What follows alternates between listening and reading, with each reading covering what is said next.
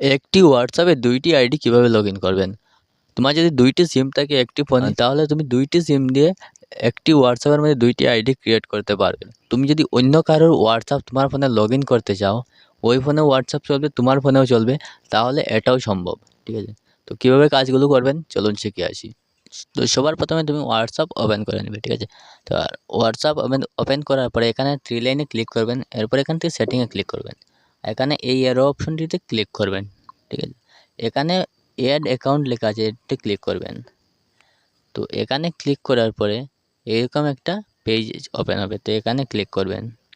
এখানে ক্লিক করার পরে এই জায়গার ওই নম্বরটি দিবেন যে নম্বরে তুমি হোয়াটসঅ্যাপ লগইন করতে চাও। তো আমি আমার ওই নম্বরটি দিয়ে দেবো। এটি আমার ফোন না, অন্য ফোনে সিম আছে। এই নম্বরটি আমি এখানে দিয়ে দিলাম। তো এখানে একটি ওটিপি আসবে।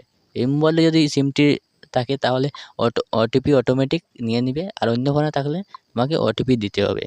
ঠিক আছে? তো এখানে ইয়েস করে দিবেন, আবার এখানে নেক্সট করবেন। আমার ওটিপি এই ফোনে ছিল, তাই অটোমেটিক ওটিপি নিয়ে নিয়েছে, আর এখন আমার আইডি লগইন হয়ে 2টি আইডি আছে এখানে। আর উপরেরটিতে ক্লিক করলে আমার অরিজিনাল আইডি যেটা, এটিতে ওপেন হবে। আর নিচেরটাতে ক্লিক করলে আমি এখন যে আইডি লগইন করেছি এই আইডিতে চলে আসবে। তো ঠিক আছে? তো এভাবে তোমরা 2টা না, 2টার বেশি, অনেক বেশি আইডি এখানে অ্যাড করতে পারবে। তো ভিডিওটি ভালো লাগলে লাইক কমেন্ট শেয়ার করবেন।